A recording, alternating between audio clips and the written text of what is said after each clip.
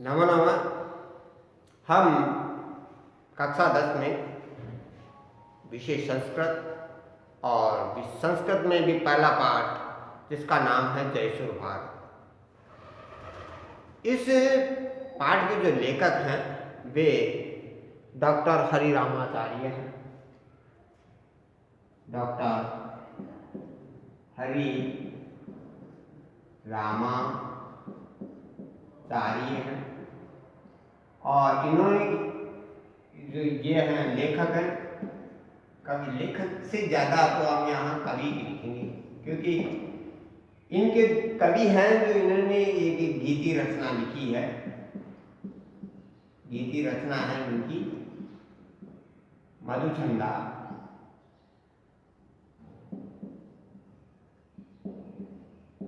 मधुचंदा ये गीति रचना है। यहाँ से जो प्रस्तुत पद्य हैं, पाठ है अपना, वो भी लिया गया है। पाठ का नाम है जय सुर भारती।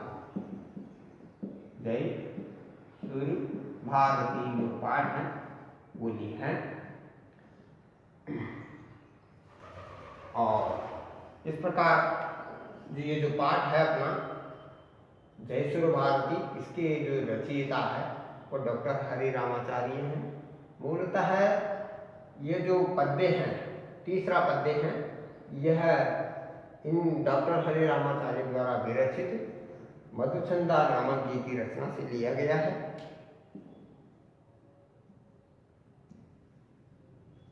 प्यारे बच्चों, हम आज ये तीसरा गीत पद्य है उसको हम देखते हैं। इसमें ये लिखा गया है, आसीना भव मानस हंसे कुंद तुहीन शशि धवले। कुंद तुहीन शशि धवले हर जड़ताम करु बोधि विकासम। सित पंकज तनु विमले। सित पंकज तनु विमले। प्यारे बच्चों, आसीना भव, आसीन यानी विराजमान होवे। आसीन इसका अर्थ लेंगे विराजमान होवे।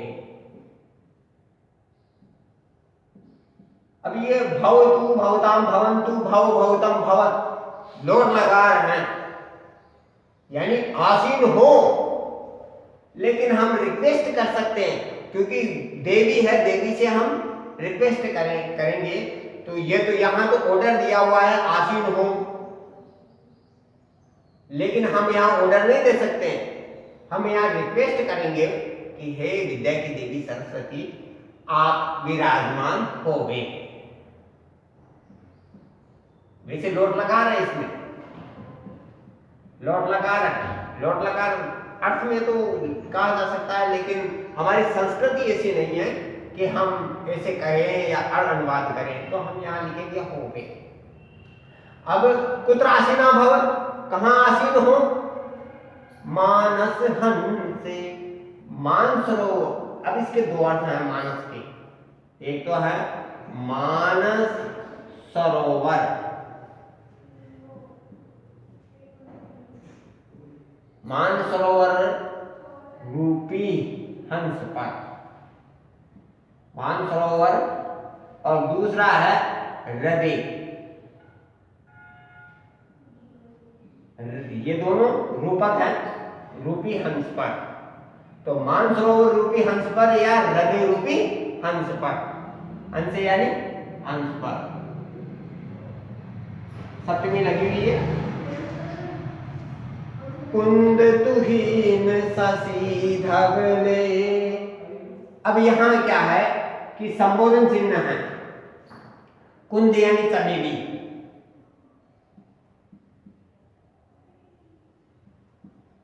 तुहीन यानी होती है बर्फ, और शशि यानी होता है चंद्रमा। धवल का मतलब होता है शुभ्र, सफेद, श्वेत। यानी ये कह रहा है कि आप भी कहां विराजमान होवे कि हे विद्या की देवी सरस्वती, आप मानसरोवर रूपी हंस पर या मेरे हृदय रूपी हंस पर विराजमान होवे। चमेली, बर्फ और चंद्रमा के समान श्वेत, चंद्रमा के समान श्वेत वर्ण वाली विद्या की देवी सरस्वती, आप मानसरोवर के हंस पर विराजमान होवे या मेरे हृदय रूपी हंस पर विराजमान होवे। हर जड़ताम गुरु, हर यानी हरो, यहां पर भी लोट लकार है। हरण करो, हरण करे, किसको हरण करे? जड़ताम यानी बुद्धि की जड़ता को। किसको? बुद्धि की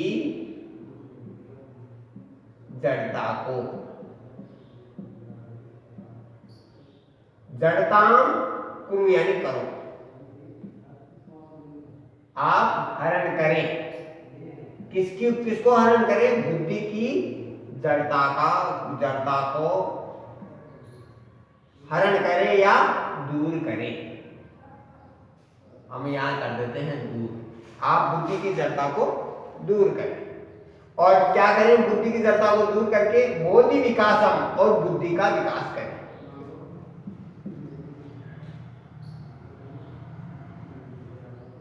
बुद्धि का विकास करें। सित यानी होता है श्वेत, पंकज यानी कमल, तन यानी शरीर, विमल यानी होता है स्वच्छ, निर्मल,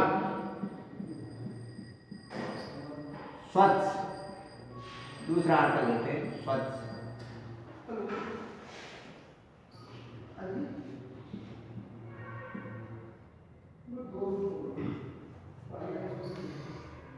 तो आप बुद्धि की जड़ता को दूर करें और बुद्धि का विकास करें।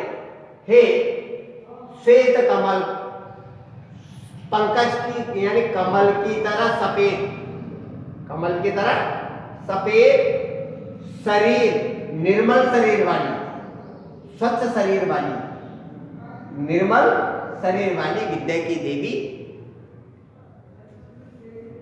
मेरी बुद्धि की जड़ता को दूर करें और बुद्धि का विकास करें। अर्थ देखेंगे हम। तो ये संबोधन है, पीछे वाली दोनों पंक्तियां, ये वाली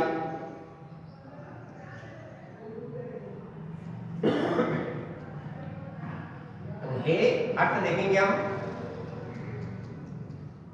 हे विद्या की देवी सरस्वती,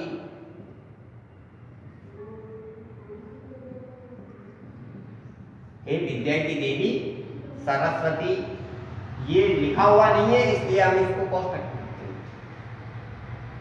आप, ये भी नहीं है। आप कैसी हैं? कुंद तुहीन शशि धवले, कुंद यानी चमेली, चमेली, तुहीन यानी बर्फ के समान, चमेली बर्फ और चंद्रमा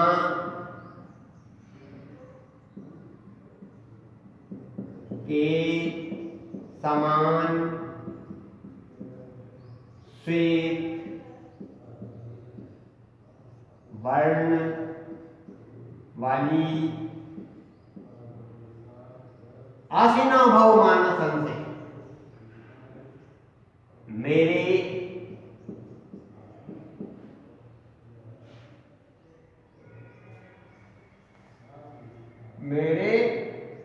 हृदय रूपी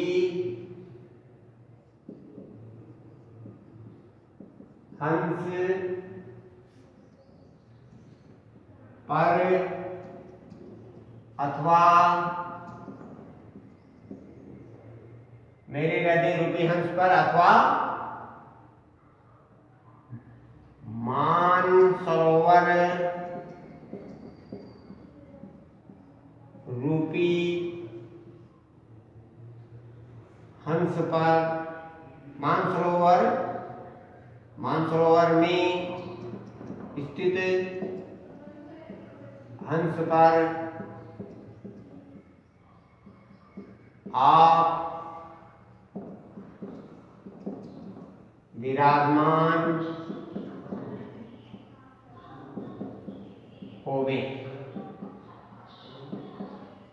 दूसरी पंक्ति का अर्थ देखते हैं। शीत पंकज तनु में कमल के समान श्वेत, कमल के समान श्वेत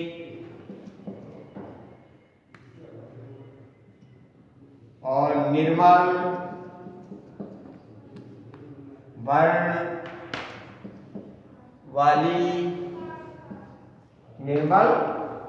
वाली विद्या की देवी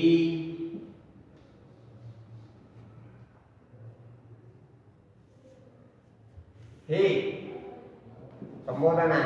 हे कमल के समान श्वेत और निर्मल वर्ण वाली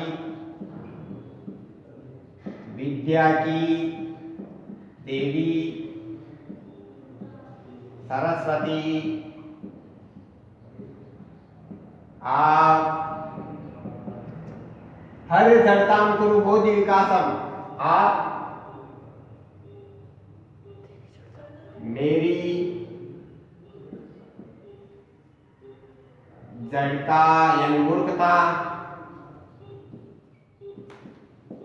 मूर्खता को दूर करें और किसका विकास करें? बुद्धि का विकास करें। इस प्रकार हम इसका अर्थ कर सकते हैं। अब देखते हैं इसमें क्या है कि तुहीन होता है, बर्फ के जो छोटे छोटे कण हैं वो शशि होता है, चंद्रमा धवल होता है। तो इसकी जो भाषा शैली है वो सरस और सरल है और इसमें अंत्यानुप्रास है कि ले के वर्ण की आवृत्ति हो रही है, अनुप्रास है। और हम देखते हैं कि इसमें लोट लकार का भी प्रयोग किया गया है, मध्यम पुरुष एकवचन का लोट लकार का प्रयोग किया गया है। अब इसकी हम व्याख्या कर रहे हैं तो व्याख्या संस्कृत में व्याख्या की जा सकती है, तो हम संस्कृत में व्याख्या कर सकते हैं। संस्कृत में व्याख्या हम इस प्रकार कर सकते हैं कि प्रस्तुत पद्यांश अस्माकं पाठ्यपुस्तक स्पंदना अस्य जयसुरभारती नामक पाठात् उद्धृतो अस्ति। वस्तुतः अयं पाठः अपि कवि पुंगवेषु श्रेष्ठतमः। कवि पुंगवः डॉक्टर हरिरामाचार्येण विरचित मधुचंदा इति शीर्षक गीति संग्रहात् उद्धृतो अस्ति। अस्मिन् विद्याया अधिष्ठात्री देवी भगवती शारदायाः वर्णनमस्ति। अयि विद्यया अधिष्ठात्री देवी भवती कुंद चमेली तुहिन बर्फ इंदु इव श्वेत वर्णयुक्ता मम चित्त हंसे अथवा मानसरोवरस्थ हंसे भवती तिष्ठतु। अयि कमलवत श्वेता निर्मल वर्णयुक्ता विद्याया अधिष्ठात्री देवी सरस्वती भवती मम बुद्ध्यायाः जडतां दूरीकरोतु अपि च बुद्ध्याः विकासं करोतु, बुद्धि का विकास करें। इस प्रकार हम इसका संस्कृत में व्याख्या कर सकते हैं। इस जो हिंदी अनुवाद है इसी को हम संस्कृत में भी लिख सकते हैं। धन्यवाद।